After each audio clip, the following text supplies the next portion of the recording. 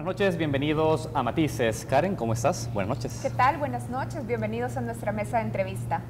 Hoy tenemos un tema muy importante para trasladar a través de este espacio de entrevista. Es importante decir en el contexto que El Salvador es un país que amenaza a la integridad y los derechos de sus niñas y adolescentes. Y lo decimos porque en 2016 se registraron diariamente alrededor de 4 violaciones sexuales a menores de edad. De estas agresiones, solo el 10% de las denuncias recibidas por el sistema de justicia en este país, Karen, llegaron a juicio y condena para sus responsables. Claro, otro dato que también nos parece muy preocupante es que también en el año 2016 se reportaron diariamente 59 casos de embarazos en niñas y adolescentes. Este dato, ya lo decíamos, es alarmante porque coloca a nuestro país como uno de los países en la región donde habitan cientos, miles de mujeres con oportunidades truncadas, embarazos de alto riesgo, afectaciones a la integridad física y mental, y en estos casos estamos hablando de niñas y adolescentes. Así es, Karen, pero el tema comienza a discutirse en El Salvador. Hay instituciones de gobierno que están haciendo su parte, pero también organismos internacionales que están incidiendo. Preocupados por esta situación, precisamente el Fondo de Población de las Naciones Unidas en El Salvador presentó esta semana el documento El costo social del embarazo y uniones tempranas en niñas y adolescentes, en el que se recogen 14 testimonios sobre una realidad a la que nuestra sociedad e instituciones le han sido indiferentes por muchos años. Y ese es el tema que tenemos esta noche en la mesa de Matices, embarazos y uniones tempranas, otro rostro de la violencia en El Salvador. Y para analizar las causas, consecuencias y posibles soluciones a esta problemática, esta noche queremos dar la bienvenida a Zaira Navas. Zaira es directora ejecutiva del Consejo Nacional de la Niñez y Adolescencia, el CONNA. Bienvenida, Zaira, a nuestra mesa de entrevista. Gracias, muy buenas noches, es un gusto estar con ustedes. Y también está con nosotros Mario Iraeta. Mario es representante auxiliar de el UNFA, el Fondo de Poblaciones de Naciones Unidas de El Salvador. Bienvenido. Muchas gracias, Karen. Saúl, gracias por el espacio. Gracias a ambos. Queremos iniciar esta entrevista, Mario, preguntándole, tal como lo señalábamos en la introducción de este programa, en el año 2016, 59 niñas y adolescentes quedaron embarazadas diariamente en El Salvador, según datos del Ministerio de Salud. Ustedes han señalado que esto representa y ocasiona un impacto negativo al desarrollo sostenible de El Salvador. Queremos saber por qué.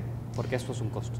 Definitivamente, Saúl, esa es una de las preocupaciones que el Fondo de Población tiene, digamos, como un tema central de los que aborda en el mundo, y El Salvador pues no escapa a esta realidad.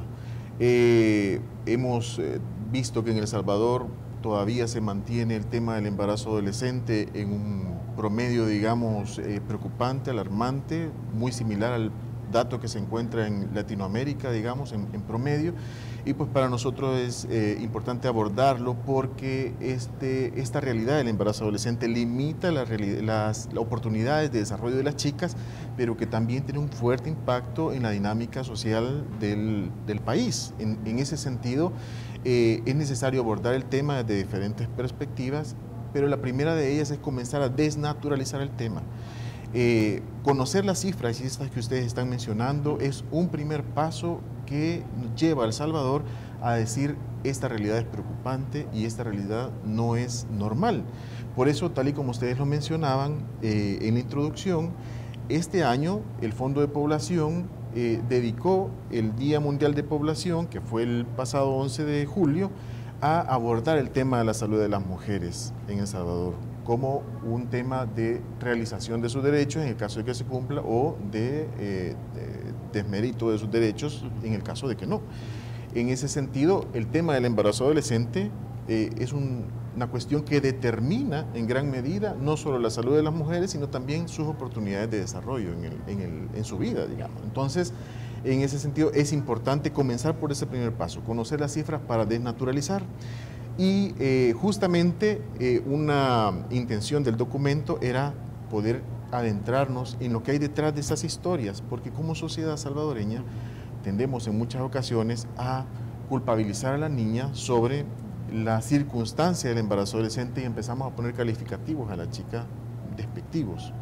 Pero muchas veces no conocemos qué es lo que hay debajo de esas historias y qué es lo que hay. Este documento menciona algo de eso. Bien. Mario ya estaba hablando entonces de la importancia de desnaturalizar el tema de los embarazos en niñas y adolescentes. Pero Zaira, estamos en un contexto cultural en el cual la maternidad y las uniones de las mujeres con sus parejas suelen ser entendido como algo relacionado con la honra, el valor de las mujeres, de estatus, y por lo tanto ser, por ejemplo, convertirse en pareja de alguien o unirse con alguien, incluso estar embarazada, suele ser algo bien visto y celebrado en algunos contextos. ¿Por qué para el caso de las niñas y adolescentes esto no debería de ser así? ¿Y cómo sus instituciones intentan romper este esquema cultural? Bueno, es muy importante lo que Mario acaba de plantear respecto a la naturalización, que es precisamente lo que tú acabas de explicarnos. Y es que históricamente hay que aclarar que no solo en lo rural, de hecho los estudios que se han realizado recientemente, publicados en el 2015 y 2016, nos revelan que no es solo en el campo o no solo en el ámbito rural en la que las uniones se dan de manera temprana o en la que predomina el embarazo adolescente. Obviamente en el ámbito rural está mucho más naturalizado, o las familias suelen tener una expectativa de vida o de desarrollo, y eso es lo que hemos creído tradicionalmente también, respecto a la manutención del hogar, las relaciones, incluso lo que acabas de plantear es cómo es recibida socialmente una niña o un adolescente que tiene una relación sexual temprana, una unión temprana y que tiene un hijo. Es natural, es aceptado y además se relaciona a su manutención, incluso a la manutención de la familia. Mario nos citaba la importancia que tiene tener estudios sobre esto, tener evidencia. Solemos hacer conclusiones a la ligera.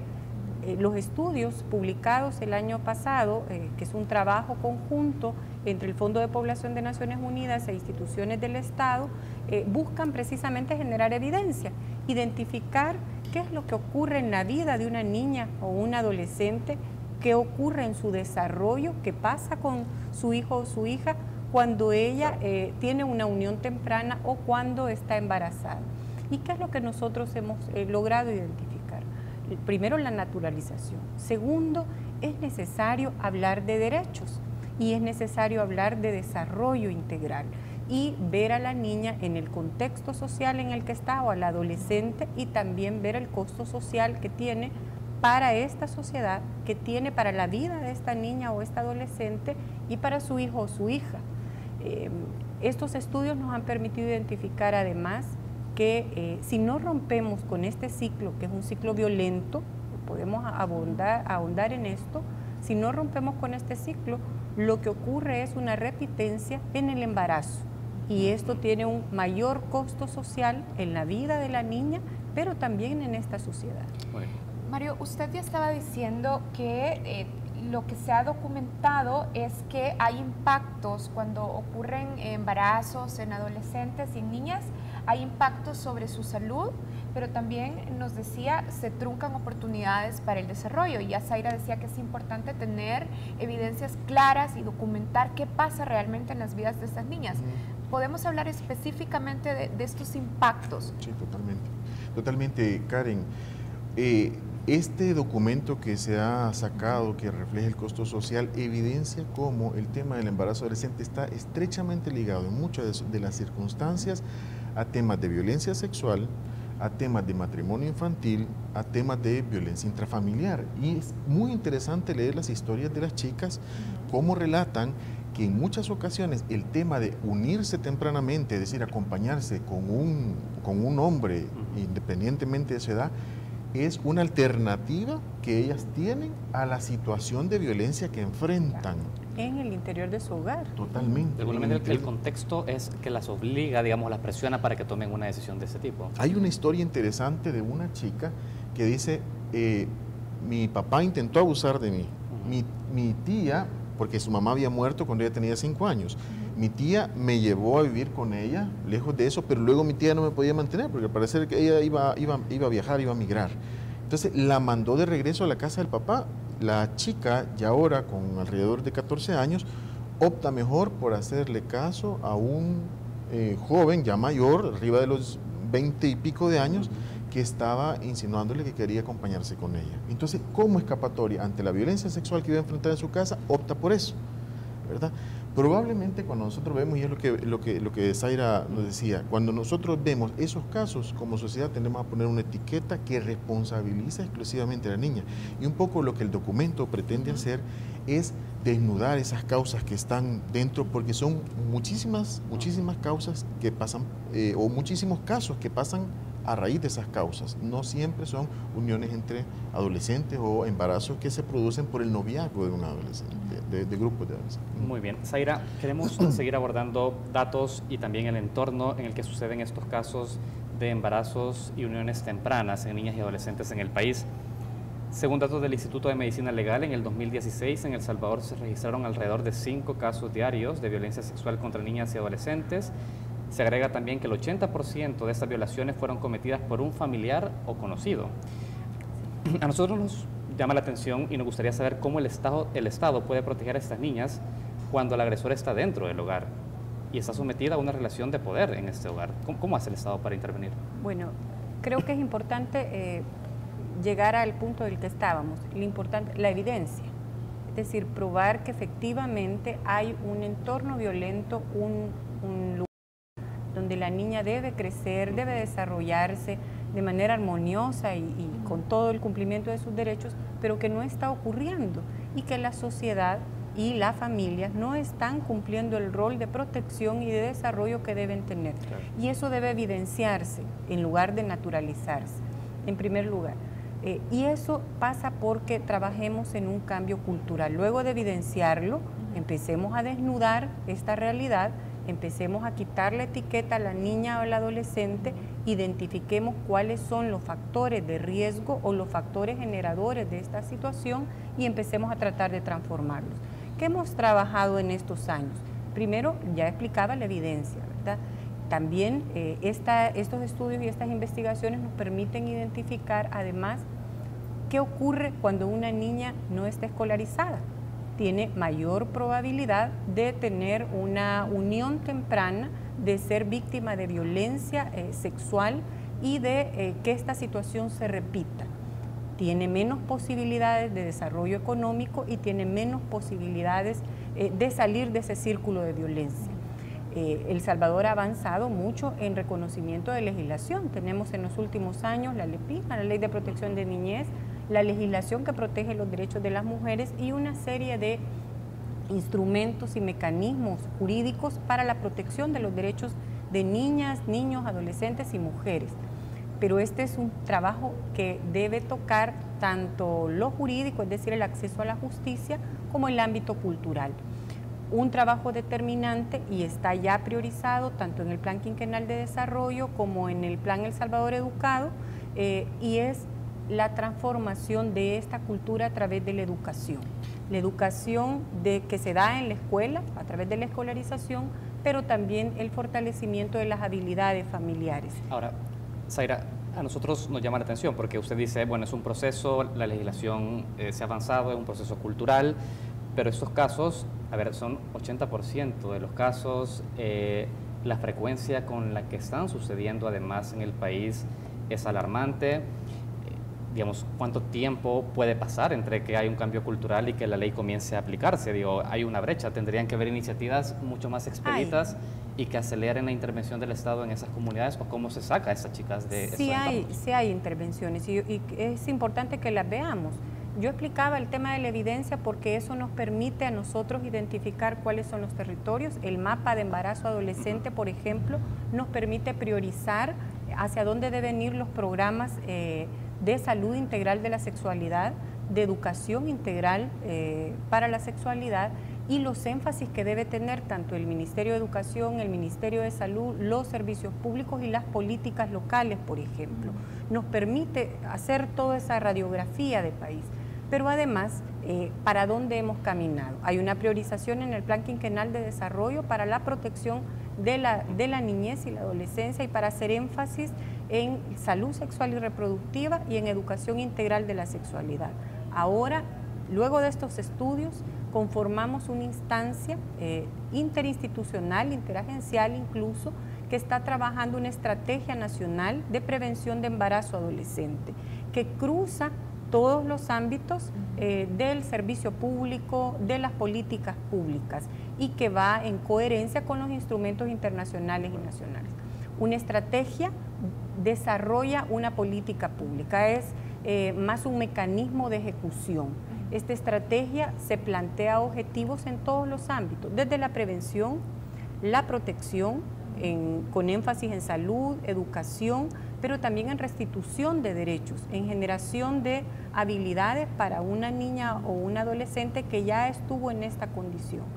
Lo que nosotros nos estamos proyectando es trabajar mucho en hacer este cambio cultural que nos va a llevar años, como usted bien lo ha planteado, pero también intervenir en aquellas comunidades de mayor incidencia o mayor repitencia incluso de embarazo adolescente, y generar mejores habilidades a las niñas y las adolescentes, y trabajar muchísimo en la educación.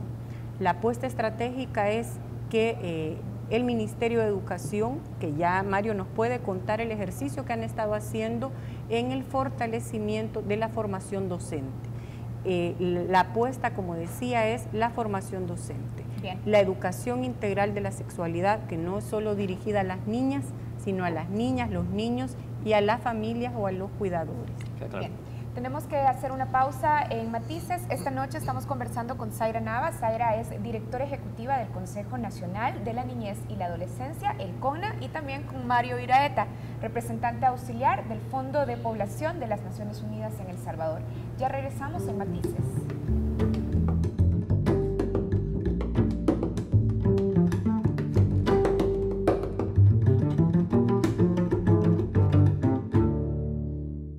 Llevamos luz para que la mañana comience, para que se alegre el día, para que se ilumine la noche.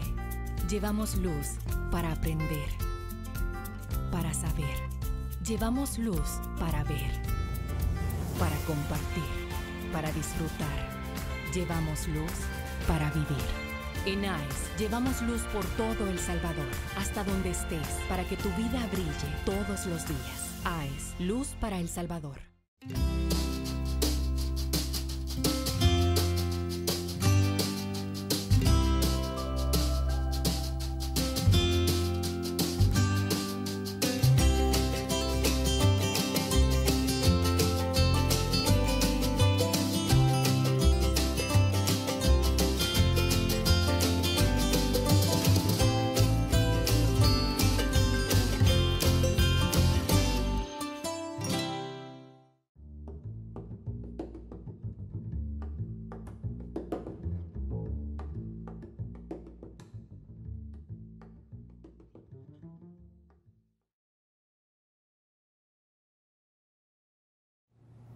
Continuamos con esta entrevista en Matices. Esta noche estamos analizando los embarazos y uniones tempranas como otro rostro de la violencia en El Salvador, Karen. Y todas las semanas hacemos una encuesta en Twitter, en nuestra cuenta @FocosTV. Esta semana preguntamos, en 2016 hubo 5 violaciones diarias que tuvieron como víctimas a niñas y adolescentes.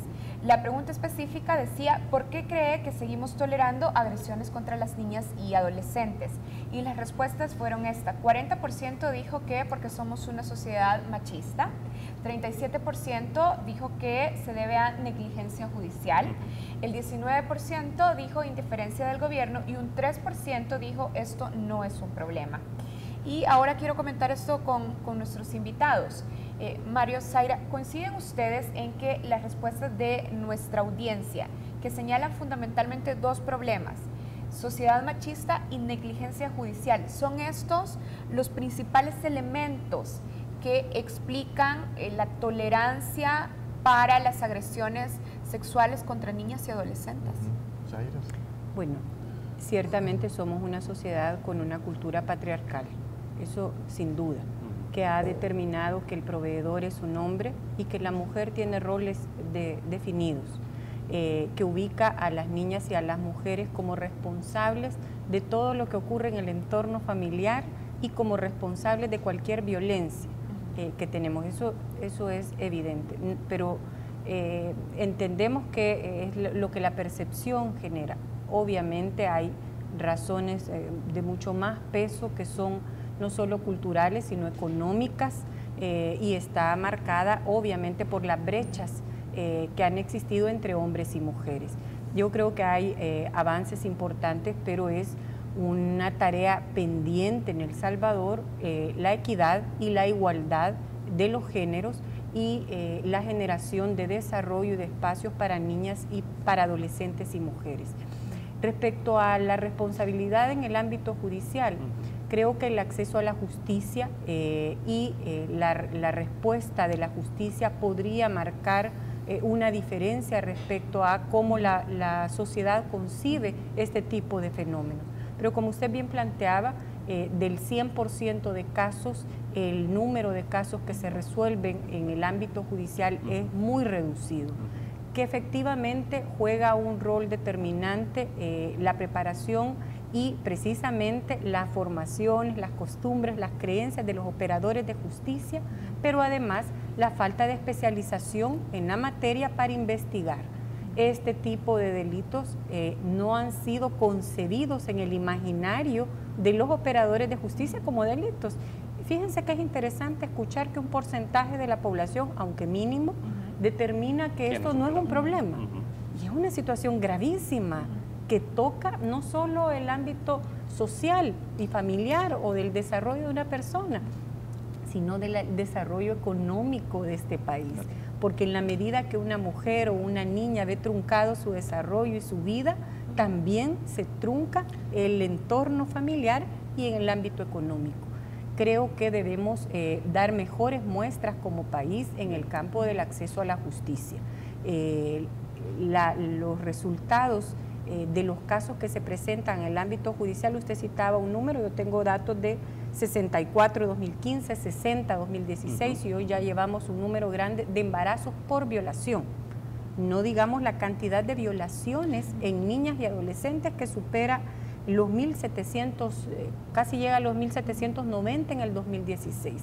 Estamos hablando de un número grande y que el resultado judicial es muy reducido. Bien. Zaira, usted ha planteado un dato importante respecto a los embarazos productos de una violación.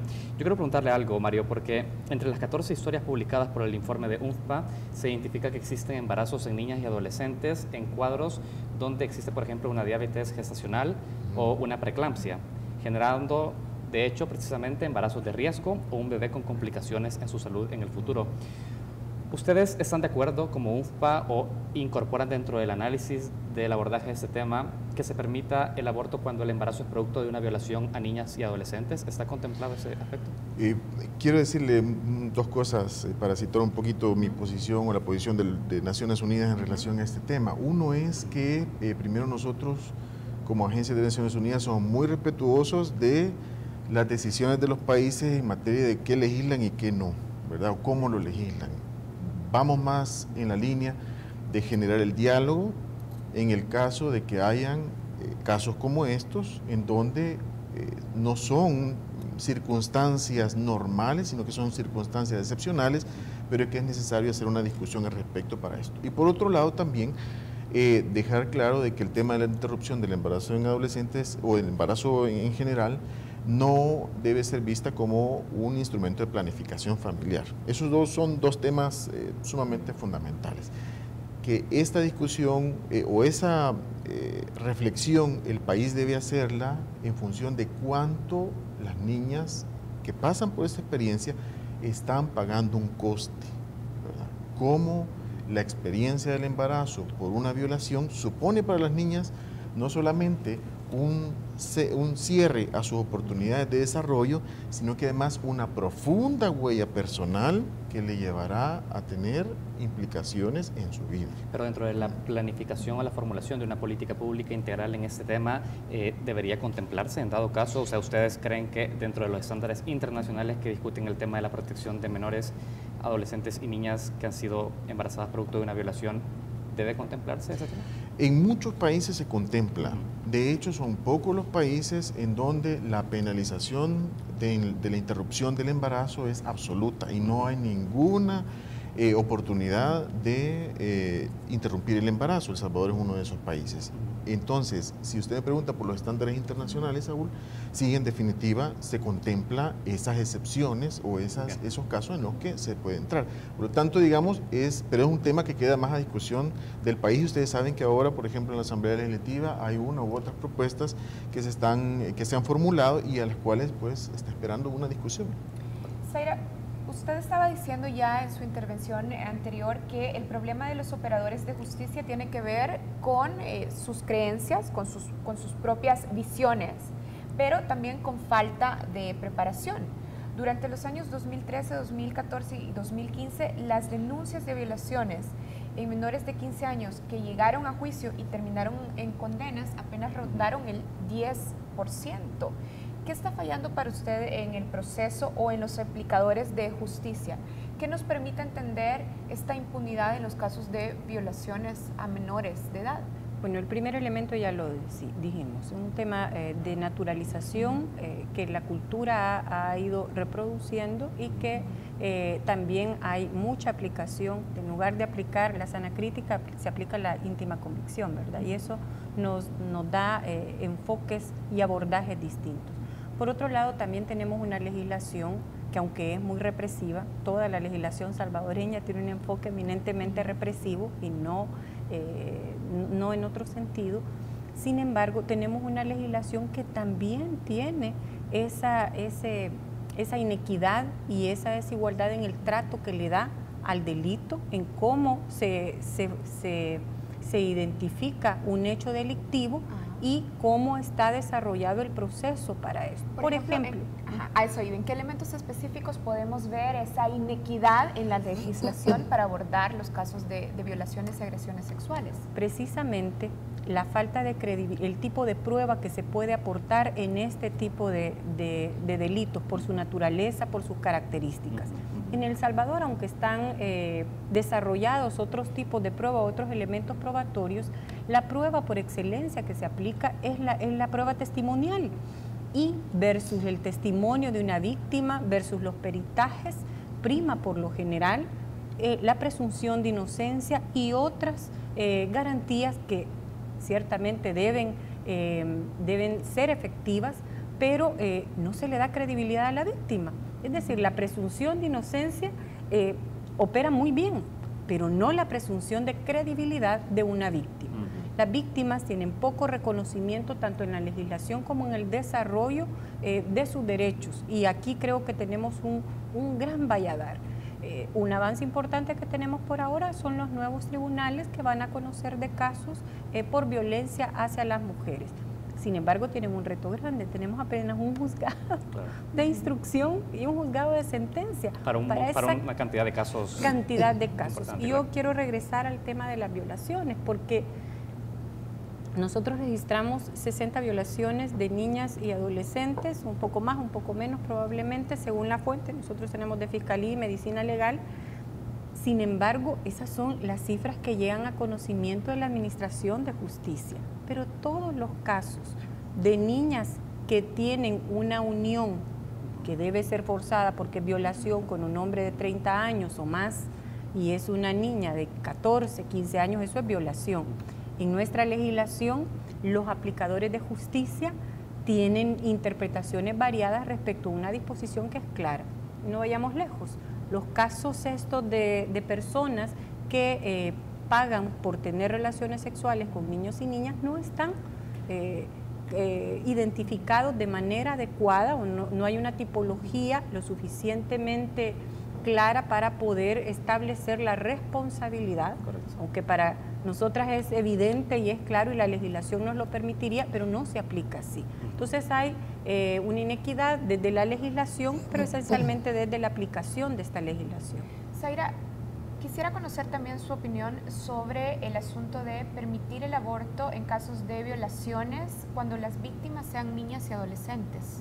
Bueno, nosotros desde el Consejo Nacional de la Niñez y la Adolescencia creemos que es muy importante que haya una evaluación realmente de las condiciones de vida de las niñas y las adolescentes y los entornos violentos que ellas y ellos tienen. Por ahora, nuestra legislación tuvo una variación significativa cuando antes habían unas posibilidades en el Código Penal, pero ahora tenemos una prohibición absoluta que pasa por la Constitución de la República.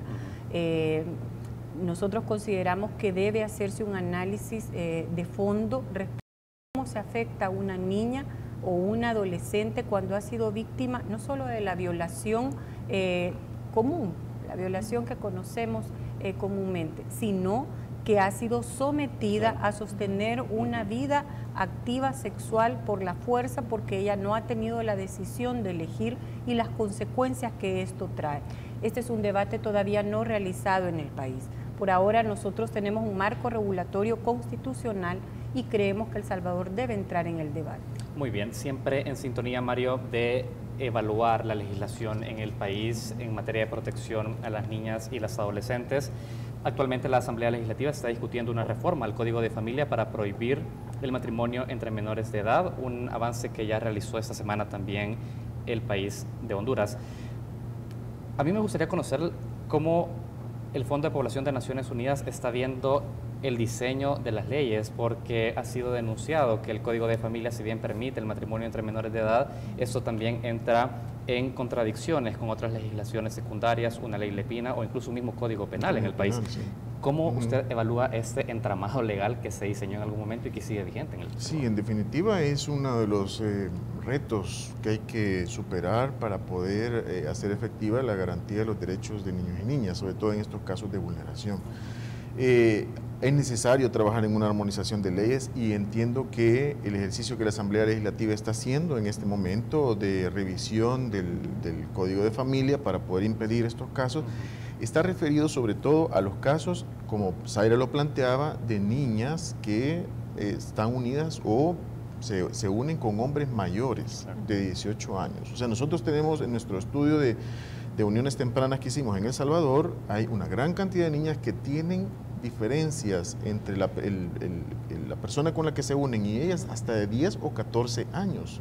Y la niña no llega a los 14 años en muchas ocasiones. Entonces, es necesario que ese caso específico de uniones entre hombres y niñas se supere, porque según el Código Penal, una niña o una persona que tiene relaciones sexuales con una persona menor de 18 años entra ya sea en el delito de estupro o en el delito de violencia sexual o violación, y por lo tanto es un delito. En ese sentido y en ese contexto, permitir las uniones matrimoniales entre un hombre y una niña porque la niña está embarazada, más que una ventaja para la niña, es una ventaja para el hombre, que es un agresor y que según la ley salvadoreña ha cometido un delito, ¿verdad? Por lo tanto, es necesario cerrar esos portillos, esos atajos, digamos, que puede tener una persona para evadir la ley. Bien. Y casi para ir cerrando y también un poco para complementar sobre este tema, se ha señalado muchísimo que en estos casos lo que sucede es que el progenitor, digamos, cuando hay embarazos en niñas y adolescentes, pasa de violador a esposo o a compañero de vida. ¿Qué aspectos, Zaira, debemos tomar en cuenta para comprender y además romper con este fenómeno? Mire, es muy importante tener claro que las personas nos desarrollamos y vamos adquiriendo la capacidad de toma de decisiones en la medida que vamos relacionándonos socialmente.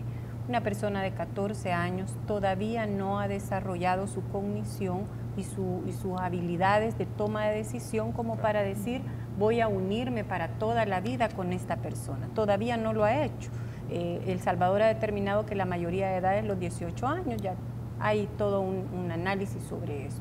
Sin embargo, lo que ocurre en este caso, yo podría calificar que hay un subterfugio jurídico en el Código de Familia que habilita al violador o al agresor, y en lugar de ponerlo como lo que es un agresor o un violador, lo pone como el que le da el respaldo económico y quien además recibe un reconocimiento social por haberle hecho el favor, entre comillas, perdonen que utilice estos términos, a una niña o a un adolescente. Yo creo que las cosas hay que llamarlas por su nombre. Una persona adulta que tiene relaciones sexuales con una menor de 15 años comete violación, y una persona adulta que tiene relaciones con una menor de 18 años comete estupro. Y ahí hay una serie de variaciones. La legislación salvadoreña no está acorde a las normas internacionales y no está acorde al reconocimiento de derechos que dice en todos sus ámbitos principistas. Es necesario que El Salvador elimine como una acción positiva la posibilidad de que las personas adultas puedan casarse con las adolescentes. Por ahora se utiliza el matrimonio para salirse de la ruta penal y de la responsabilidad penal. La Asamblea Legislativa debe reformar y eliminar la posibilidad del matrimonio de adolescentes con personas adultas. Excelente. Con ese llamado, Karen, tenemos que despedir a nuestros invitados. Exactamente. Y bueno, muy importantes los puntos que hemos puesto, que ellos han puesto sobre la mesa. De hecho, la importancia de desnaturalizar la situación de los embarazos y las uniones tempranas en niñas y adolescentes. Y por supuesto, considerar los impactos físicos, pero también los impactos que tiene para el desarrollo de estas niñas y también para el desarrollo social. Y bueno, los retos culturales y sociales y legales también. Muchísimas gracias por habernos acompañado a Mario Iraeta. Mario es representante auxiliar del Fondo de Población de Naciones Unidas en El Salvador. Y también muchísimas gracias a Zaira Navas, directora ejecutiva del CONNA, el Consejo Nacional de la Niñez y la Adolescencia. Así es, Karen. Hay que recordar que esta entrevista la podrán encontrar durante la semana en nuestra página web, focostv.com. Hacemos una pausa y ya volvemos con más.